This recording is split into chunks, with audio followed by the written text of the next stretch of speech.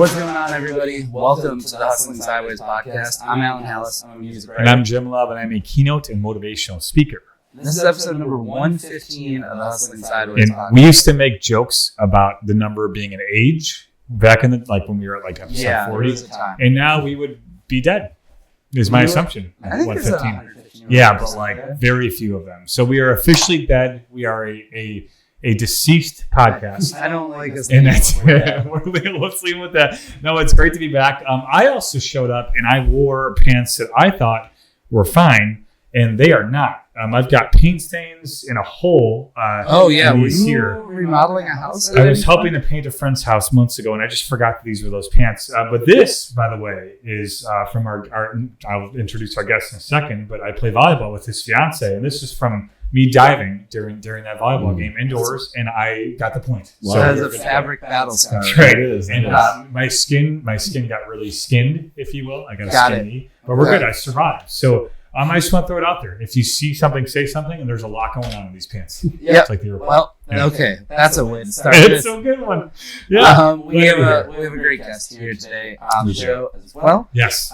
We have Cole Compton with us, who's a serial entrepreneur, is the best way to describe it. So. And that's CEREAL, entrepreneur. Just loves all levels of cereal. All the cereals. You know what we should do sometime? Now that we're brainstorming another episode real quick, we should get a guy that invented cereal. That would be awesome. We could figure that. If you're listening and you know someone who's invented a cereal, or if you invented one, give us a call. Just let us know. We're here. Anyway, but Cole, welcome. Thank you. I love that intro is amazing. First of all, I got to hear about the pants. The 115 episodes. That is incredible. We're celebrating to have you on. That's a celebration. That's amazing. Yep. Well, thanks so much for having me. Of course. Guys, I'm really looking forward to just sharing about kind of my experience as an entrepreneur.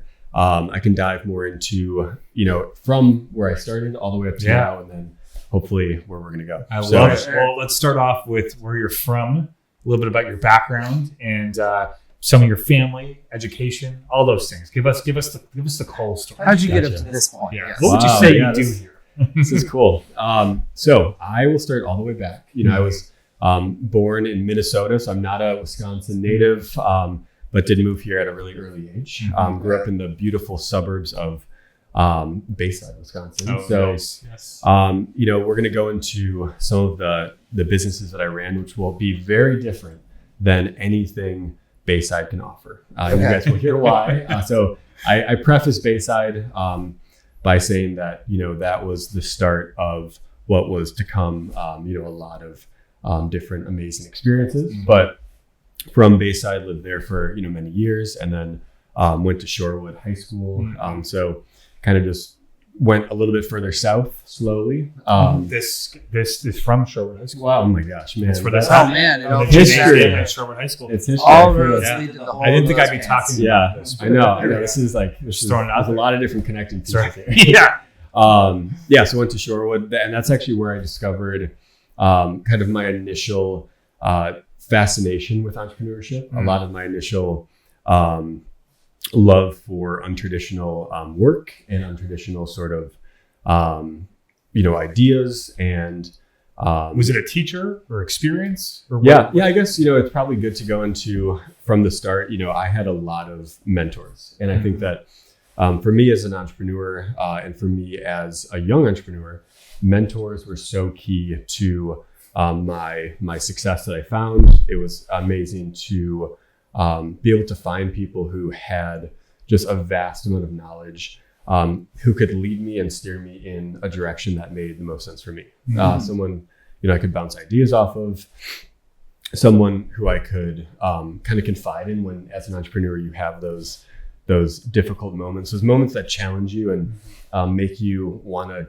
not keep going. It's always amazing to have somebody. So in high school, one of my teachers, I went to a charter school in Shorewood High School for half of the day, and it was called New Horizons. So the person who actually created this charter school, his name was Bodan Nadilski. Shout out to Bodan. Maybe I'll have to send him this podcast. It's the coolest name ever. It is. I was going to say, don't ask us to spell it. No, I don't ask me either, because I will not be able to. But no, he was just an amazing influence from the start, and somebody who really believed in me, someone who saw my skill sets, someone who saw the way that I functioned, and was, I think, just like wanted to just push me, you know, and for me, that was the start of, you know, the some of the most amazing times that I've had as an entrepreneur, some of the most incredible learning lessons, you know, were coming from that high school transformative kind of moment. Did that start as a freshman, or did you get introduced to this program later on at Sherwood, or when did that journey begin? Yeah, so I guess I'll have to go a little bit back. So it was right before freshman year. This is crazy to think about, kind of going back to that time. You know, you're, you know, if you guys can think back to when you're in 8th grade, you're just like, I don't know what I want to do. Like, I don't know. Yeah. I have no idea like who I am. Yeah. I like still wet the bed, I think. Well, maybe not. A little bit before. Yeah, we all know. So I had a lot going on in my head. That was not big moments. Wetting the bed. Yeah. It's, you know, so for me, that was like this transformative moment where I'm figuring out, you know, where am I coming from, which is pretty every 8th grader's kind of day to day. And then through this high school experience, what do I want through high school, you know, job wise? What do I want to do to entertain myself and to keep busy? Yeah. And then transferring out of high school, ultimately, what do I want for that college age, for the after college, you know, think that 5-year plan, you know, 5-year plan coming out of 8th grade. And so, was that like, and to your point, most 14-year-olds are not thinking that way. I did not. No, like where did this mindset come? Was this a family thing? Was this something that you were just like, I need to think this way? Like, how did you get so mature in that mindset at an early age? Yeah, and it's interesting because so definitely entrepreneurship is a family kind of in the blood, which I really appreciate. You know, I have a lot of uncles. Two uncles are you know, amazing entrepreneurs, people who I look up to.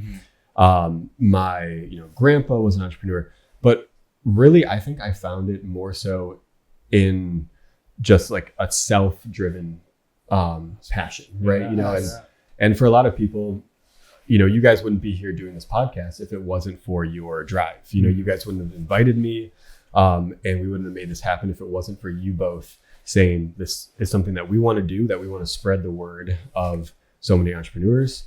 And so for me, it was always like, I want to go and I want to keep accelerating my business, and I want to go and I want to not go and work that, you know, let's say 3:30 p.m. to 6 p.m. job at that age, you know. It's not a 9 to 5 at that time. Yeah, you know, so for me, going into you know, outside of 8th grade, internally I knew that I was going to figure out what worked. You know, I'm going to find something I'm passionate about, something that's profitable, something that has scalability.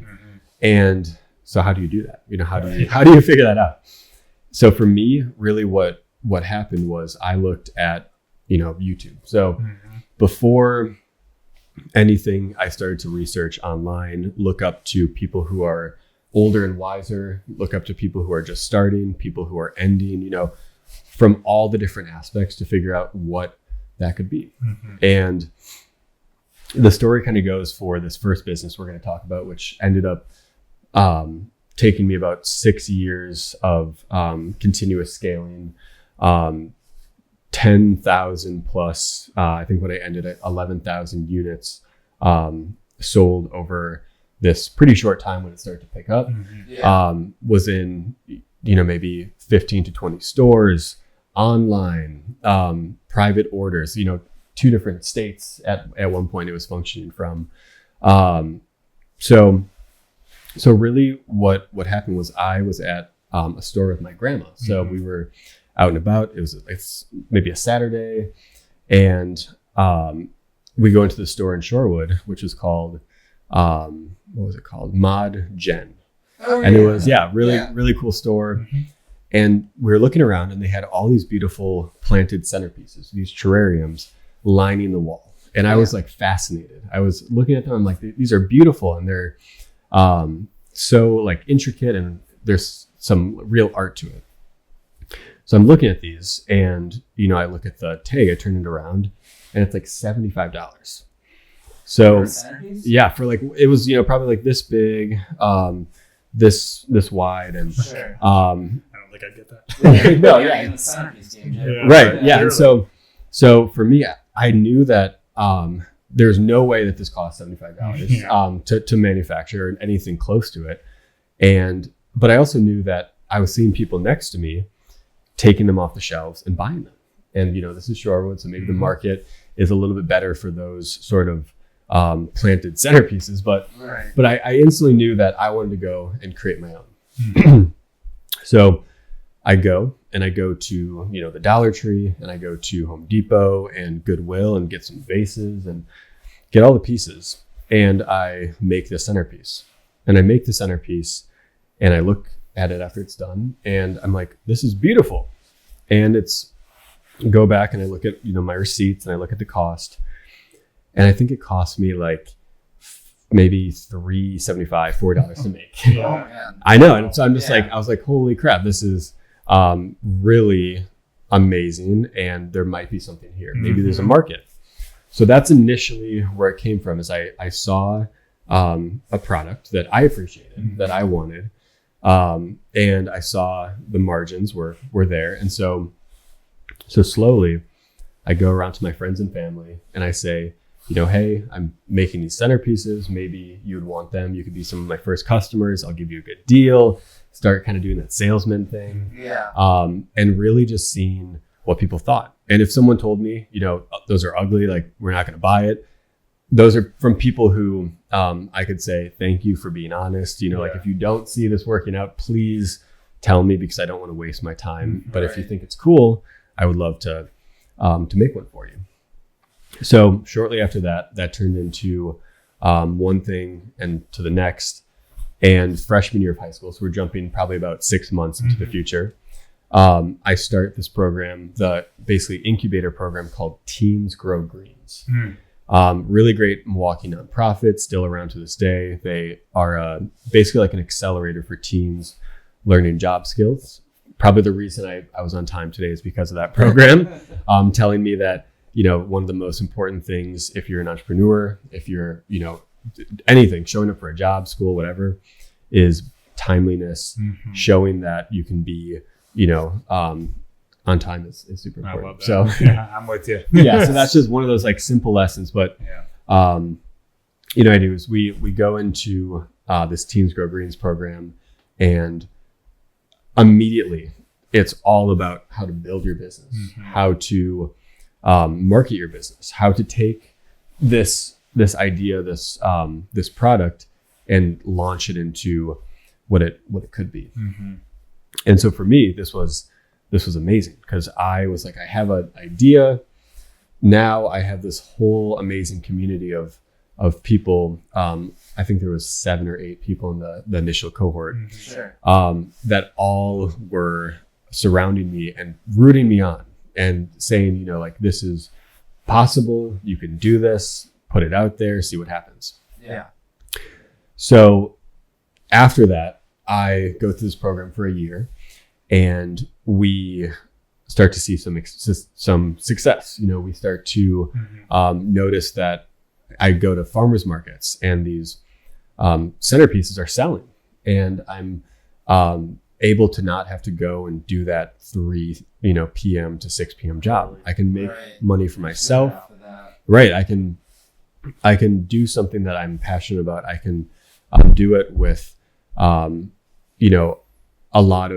have a lot of fun, make some money, and ultimately learn some skills. Is kind of where I'm at. What can I ask what you're selling me the centerpieces for at that point? Yeah, so this was the big thing. So for me, it was about the like retail is going to be way up here at that $75. If I can get it lower and make it more of a marketable mass market product, then we're going to get more sales. So I started initially $25, which still seems like right. Yeah, it's still great margins. But I knew that if I could get people in the door, if I could get people to be interested in the product, to buy the product, that ultimately we would see more sales. We would get more clientele. We would have people say, get them for their desk at work, and your coworker is going to say, "Oh, that's so cool. Where did you get it?" Yeah, here you go. So I had a wide range, anywhere from $15 for the lowest, which were just like little small guys, little small terrariums, all the way up to custom pieces that were, hundreds of dollars. Wow. And, as we continue to grow the business, I get more and more interest. And all of a sudden I have NPR, starting to reach out for stories. And I have all of these people who are recognizing that entrepreneurship at a young age is not necessarily the norm, right?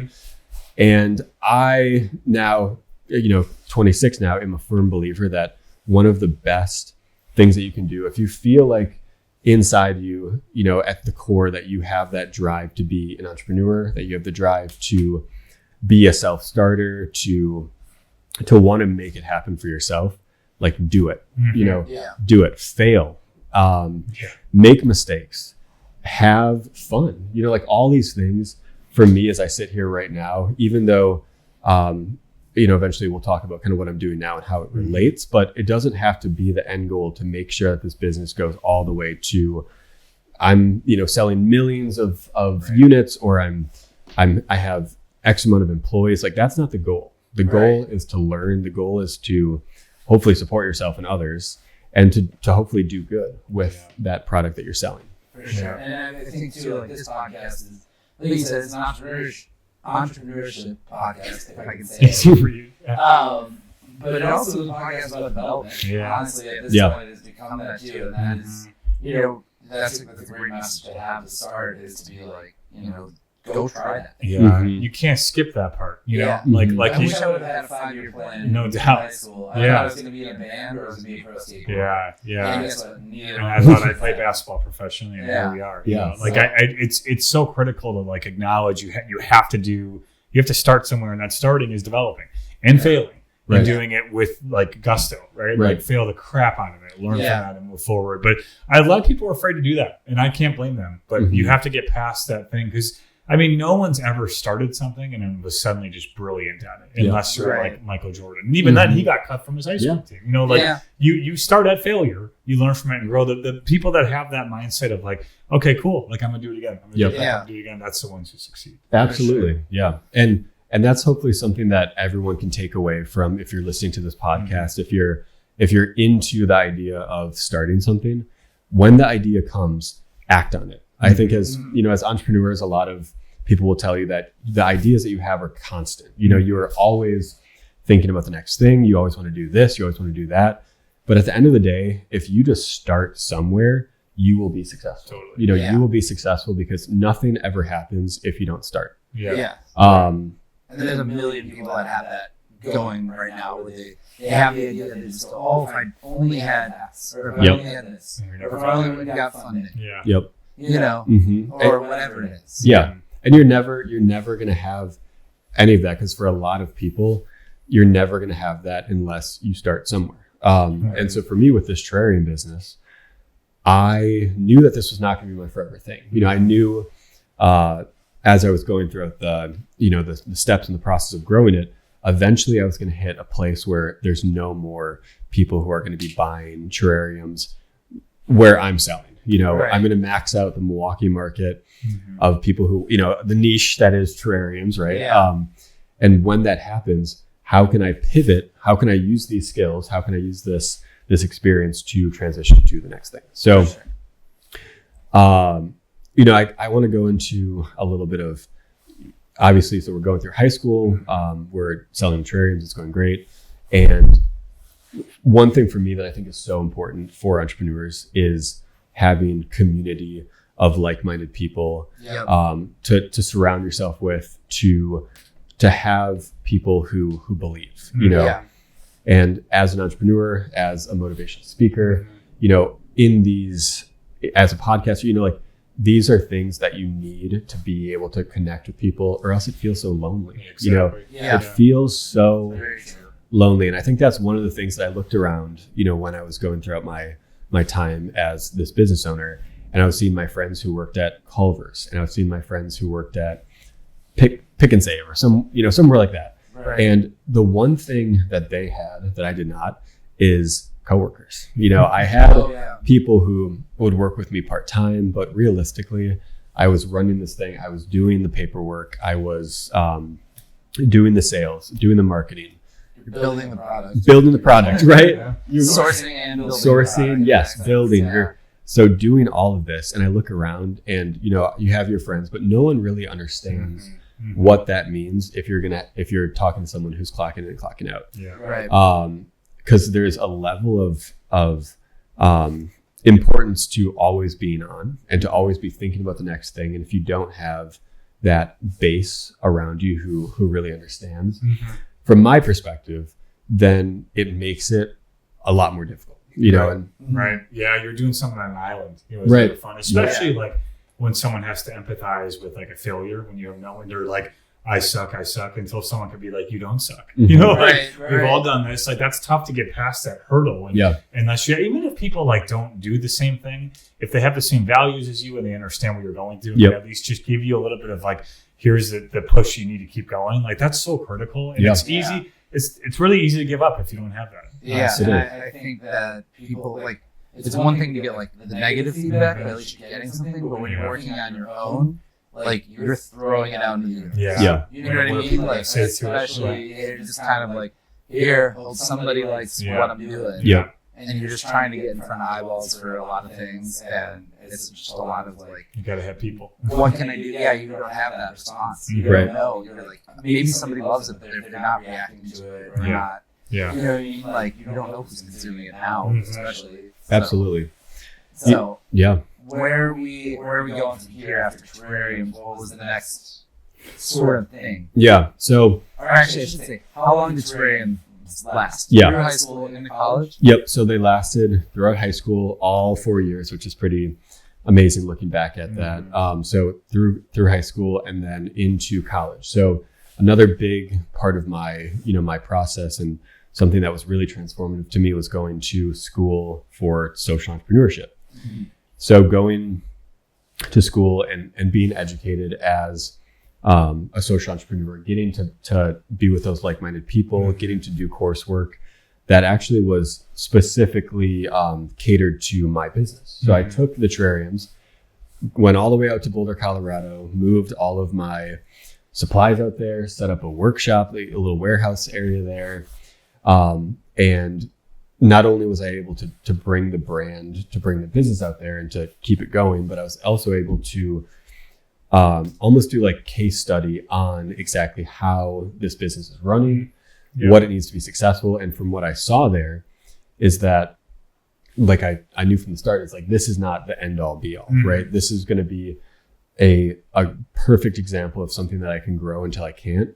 And then the transition will look like blank, which at the time I wasn't really sure what that would be. So, so transition out of school, I'm going throughout throughout college, making mistakes, having fun, doing all the things.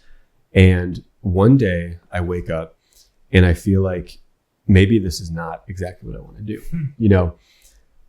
I've done so much. I've been able to experience, all that I felt like I need to experience to know that I can move on. I can close a chapter of something that I started when I was really young and transition to more of that adult, entrepreneurial venture. Sure. Something that fits me better as a person as you grow, something that is more transferable to what comes next. Right. Right. So I go home and one thing as I've learned throughout my time is that you don't have to always be like doing exactly what you want to do or what you think you have to be doing in order to get to that next step. So what that looked like is come back to Milwaukee, dealing with some family stuff. So my mind was all scattered. I didn't know. I had a lot going on. Yeah, I had a lot going on. I didn't notice in the moment, like, what does that mean for this chapter, right? Close this out, trying to open another door, but that door is stuck shut, right? So I find myself doing wholesale management. And that goes back to the point of, these skills as an entrepreneur, these skills being able to pivot a little bit came in handy because I went and I got a job and it was a job, right? And I enjoyed what I did, but ultimately I was always, itching for what was next, right? So I worked this job. I, did the 9 to 5, the real 9 to 5, and then COVID hits. And so as I'm sure we were talking about before the show, like you're sitting in your house, you're restless, you're getting into different things. You're watching a lot of videos and reading a lot of books and everything. And drinking a lot of wine, donating money here and there, So for me, this was a real moment of reflection, of looking back and being so happy that I had these experiences, being so glad, but also not knowing, and I'm sure that you guys have been in these points in your life where you know that there's something next. Obviously, there's always something that's going to come next. Yeah. But you don't know how to get there, what to do, any of that, right? So what that looked like for me is completely going and just experimenting. And I went back to the drawing board and I spent many nights and many days on my computer building brands, building business plans, making logos, seeing what potentially could spark that interest to get me excited, right? Yeah. And one day, my brother Dylan, he comes to me and he says, hey, I have this friend and he wants to start a coffee shop. And I said, that sounds crazy. I know nothing about coffee, but that sounds awesome. You have fun with that. He's like a barista, always in the coffee industry. And this friend said, would you guys want to come on and help me build this brand, build this coffee shop? And, that was the only spark that needed to happen to really reiterate why I love to be an entrepreneur, how to put myself back into the place of that forward-thinking mindset. How are we going to get there? What are we going to do? Yeah. How are we going to build this from day one up to what it is, right? So you're like, I'm back. I'm back. Nice. I'm back. Yeah, that's great. You click in. Oh, that's funny. Yeah. You let yourself find your way there. You let yourself make mistakes, have those jobs, meet those people that maybe won't take you anywhere. For sure. Right. But ultimately it all led up to finding my place, back into, this entrepreneur world. Right. And from there, it's amazing how you can just click in so fast and then pick it up like it's nothing. Like you're riding a bike. You have so many different experiences. Nothing is really ever the same unless you're going directly back into the industry that you were working in before. Right. But regardless of that, one thing that all entrepreneurs have in common is the fact that we can work off of, very little and make so much out of that very small concept, right? Yeah.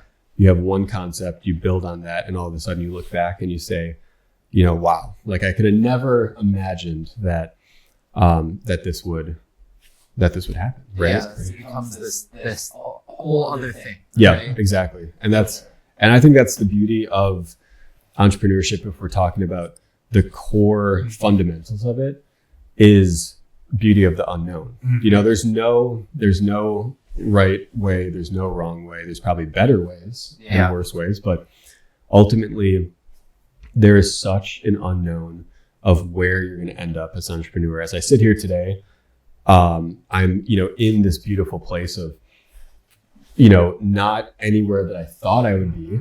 And that's the beauty of it, knowing that I'm here. So currently right now I'm doing, I work for a nonprofit food pantry. I do urban farming. And I manage this beautiful urban farm and grow tens of thousands of pounds of produce for our local community. So if you would That's awesome. so if you would have asked, how does your schooling, how does college, high school, how does all of the real world experience that you have fit into what you do now?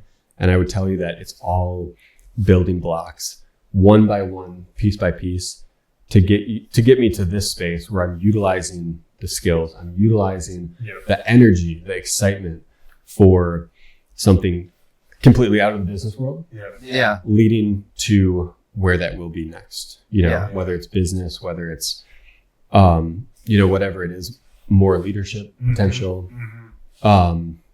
You know, I think it's always exciting. It's always a cool thing to think about. What does it look like when you're in your entrepreneurship element? Like what is the, you know, is it like, let's go, or are you more like, we need to sit down and chat about that? Like when that bug hits, what's the emotion The kids are calling this flow state. The Flow state. The Okay. kids are calling it's a meme now. Damn, state. that's a thing. Trend. So Yeah. what is your What is flow my state? flow Let's just state? roll it. Yeah. Flow state. Okay. Thanks, Alan. Yeah. Yeah. Thank you. Up to. Leave it to me, Yeah. 35-year-old, for all Yeah. your cool, hip, and trendy. You knew it right, but you were like Yeah. excited to share. Yeah. Oh, I see what you're saying, and I was like, oh, I know what's That's the one. Yeah. 100%. There's a trend for that. Oh. Anyway. Yeah. Anyway. Yeah, so I would say, you know, the flow state really is this. Sorry. No, that's good. I'm actually going to use it. I'm going to try to be cool. Yeah. No, but you know, really what that looks like and what it feels like for me is it looks like being here, talking to you guys, talking to people who are obviously, you know, passionate about hearing other people's stories and sharing your own. And it feels like, and it looks like excitement. It feels like, you know, almost like that bright-eyed kind of outlook where when I'm really in that state, I'm looking at the business plans that I'm making. I'm talking to people. I'm doing the work, and I'm excited. You know, and I'm energized, and I feel like everything just is gonna work out, right? And I think that's something that a lot of other things in life, you know, you don't get that feeling from a lot of things.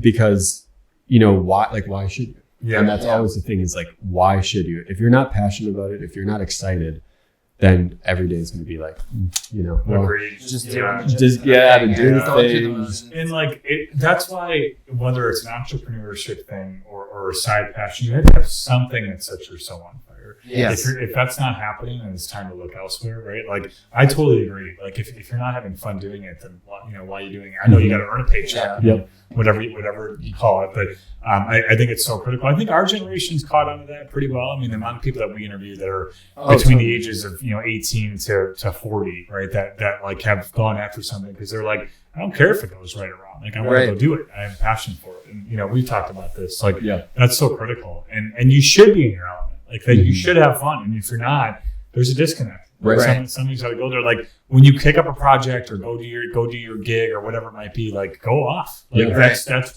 in like it, you talk what you're kind of leaning towards is like being positive about it, right? Like you should have optimism. And if you don't, like if you walk into something and you're like, this is gonna fail, like then And then of course, obviously, like. And that the power of positive leadership is so critical, but like it's not being naive. It's being optimistic. Like we're gonna do it. You need to have someone like that, you know. And if you don't, then I think you're missing the point. So that's why I think we were trending in that way. Like 100%. Go into that and assume it's gonna go well. 100%. Like innocent until proven guilty, perhaps. Right. We put it right. Like go have fun. And if it doesn't, then fair enough. And we've talked on this podcast too about having like creative bursts. That's right. Yes. Yeah. Where like when it happens, it's all happening. Totally. And like you just Take go advantage of it when it comes. Right. And certainly it ebbs and flows, right? Like I think when things are clicking and it's just working, and like, okay, this is what I want to do. Yeah. You got to do a bunch of it until you can't, and then you realize, okay, I take the burst. Take it when you can. So if I'm thinking of 8th grade Cole, what do you want to tell him? So when you're he's like, okay, I'm going to go into this thing, like see what happens. Like what's some advice you have for him? Yeah, I think the biggest piece of advice, like if I could go back in time, if I could talk to myself at that point in life, it's things will work out. I think there's always this idea you always are going to be a little bit doubtful because that's fair. That is something that you should be thinking about, is like, what if this happens? What if that happens? But what I would tell myself is don't worry about the what if and look at more of the why. Why do I want to do this? Why am I putting this energy and effort into it? And that would ultimately be because you're going to get somewhere in life that you feel good about, that you feel truly passionate about. Mm-hmm. And I would also tell myself, and even tell, the audience too, is that it's really never too late. And I think a lot of people have this notion, and a lot of people back then would say like, oh my gosh, you're so young and you have so much time and you have this is like so amazing and yada yada. And like, although that's so true, if you start something, let's say you're 55 watching this right now, if you start something tomorrow, it's not too late. Like, never is it too late to have that idea, to make that change, to be passionate, to try it out, and ultimately to see if it works. It's like, what's the